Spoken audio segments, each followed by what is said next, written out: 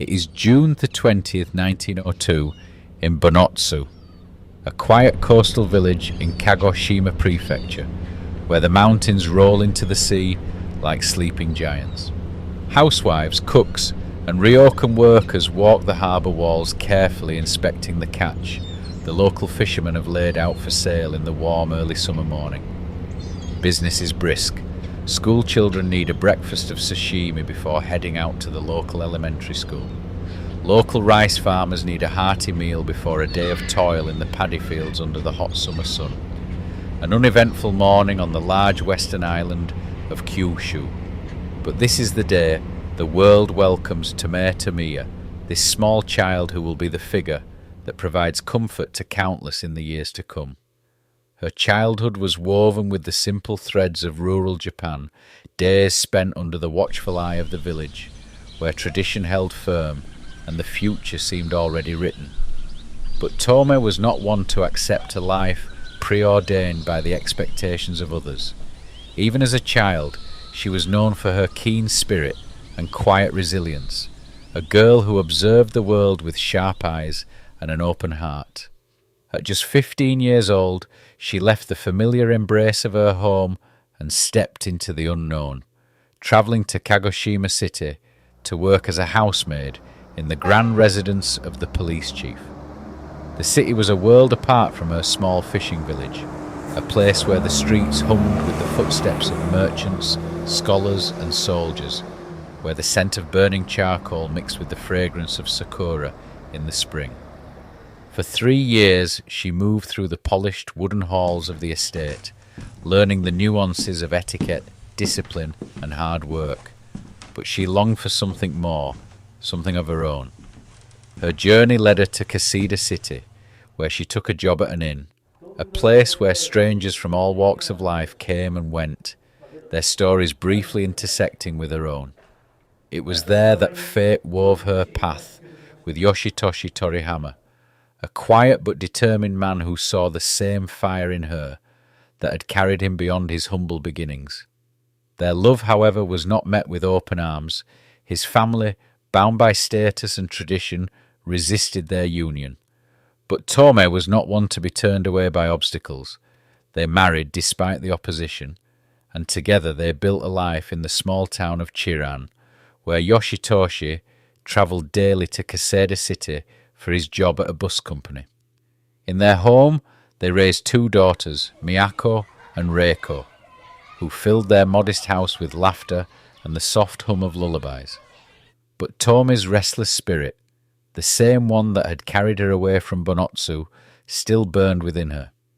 In 1929, at the age of 27, she took a bold step forward, opening her small tea house, Tomiya Shokudo, in Chiran, a quiet town in southern Kyushu.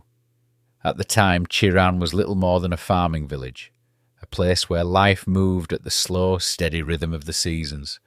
Rolling tea fields stretched across the hills, their vibrant green leaves rustling in the warm breeze. Narrow dirt roads wound through clusters of thatched roof homes, where families tended rice paddies, tea crops and vegetable gardens. The air was thick with the scent of fresh earth and the occasional whiff of wood smoke from kitchens preparing the evening meal.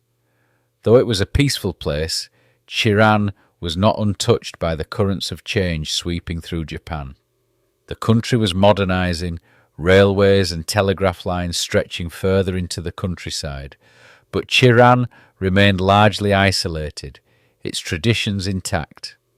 Life revolved around family, community, and the quiet dignity of hard work.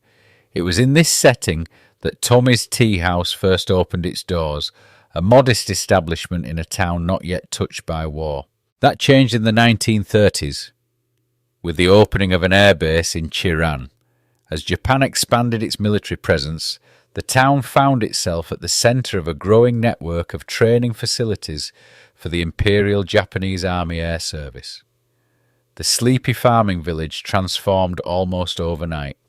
Roads were paved, barracks were built, and the once quiet fields now echoed with the roar of aircraft engines.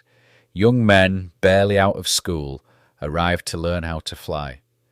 The people of Chiran watched as their town became something different, no longer just a home for farmers and tea growers, but a place where war was taking root. The airbase brought new faces and new routines. Soldiers and airmen filled the town's streets and businesses, bringing with them the energy of youth and the rigid discipline of military life. Tomiya Shokudo soon found itself serving not just farmers and travellers, but aspiring young pilots eager for a break from their demanding training. Tome, with her natural warmth and maternal presence, became a quiet anchor for many of these young men, offering them a place to relax, to laugh, and for a fleeting moment to feel like sons rather than soldiers. As war loomed, the town's transformation deepened. More and more the boys who sat at her tables were preparing for something different. By 1943, the Imperial Japanese Navy and Army were suffering heavy losses in the Pacific. Traditional tactics were failing. In Chiran, plans were forming for the establishment of the Tokotai Special Attack Units, later known as the kamikaze squadrons. It was around this time that Tome began to notice a change. The boys who came to her were no longer training for battle with the hope of returning home. Instead, they were being prepared to make the ultimate sacrifice, and they knew it. Gone was the laughter within her welcoming walls. It was replaced by a darker, more ominous mood. At first, Tome refused to accept it. She urged them to live, to find another way. But when she realised there was no stopping it, she gave them what little she could. Kindness, warmth, a reminder that they were still human. As 1943 turned to 1944, she watched, heartbroken, as more and more of her adopted sons left her Teahouse for the last time. The pilots would sit, solemn, yet trying to maintain a sense of camaraderie. There was a sense of inevitability in the air, as though each glass of tea, each bite of food could be their last. Their faces, youthful and still bearing traces of childhood, were etched with the weight of duty. Many of them had only just learned to fly, and now they were being asked to sacrifice their lives for the Emperor. Some were afraid, others numb, but all of them understood the gravity of what was about to happen. But then, amid the heavy silence, Tome would lighten the mood. She was known for her sharp sense of humour, her ability to bring laughter to even the most tragic of situations. It wasn't much, but for a few fleeting moments the pilots could feel like young men again.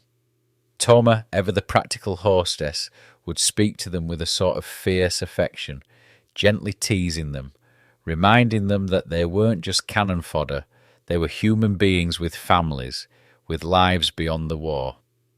Before they departed, the pilots would often write letters. Their hands trembled as they scrawled out words to their mothers, mothers who would never see their sons again. The letters, written in haste, were filled with quiet despair, and Tome would take them, her heart heavy with the knowledge that she would be the one to deliver them to the post office the next morning. She wasn't just a shopkeeper. She became the keeper of their final wishes, the last bridge between the boys and their families. With tear-stained eyes, she would nod, assuring them that their letters would reach home. These letters, fragile with emotion, were not just the final words of the pilots. They were the echoes of a lost generation, of lives interrupted, and dreams that would never come to fruition. In the days that followed, as the pilots soared into the sky, their letters would be passed on. Some would never make it to their destination, lost in the chaos of war. Others would be received by mothers whose hearts were already broken. They would hold the letters close, a final tangible connection to the sons who had been taken from them. Tome Tomiya's role, though seemingly small, was a profound one. In that tea house, where laughter and sorrow coexisted, she became the keeper of these final moments. She gave these young men the only thing they had left, a small sliver of dignity in their final hours, and the hope that their mothers would know how much they were loved. Tome Tomiyama passed away in 1992 at the age of 89. She died in her hometown in Kagoshima Prefecture, not far from the airfields where so many young kamikaze pilots had taken off, never to return. By the time of her passing, Japan had long since moved past the war, but for many, her name remained etched in memory. She had not been a soldier, nor had she held a weapon, but in her own quiet way, she had borne witness to some of the war's most tragic moments. At her funeral, there were no grand military honours, no official ceremonies, but the people who knew her best, her family, friends, and those she had once comforted, gathered to say goodbye. Some brought with them the same letters she had once carried, now yellowed with age but still treasured. Tomiya never sought recognition, but in the end, she was remembered as more than a teahouse owner. She was the last kindness those young men had known, the keeper of their final words, and a quiet guardian of history.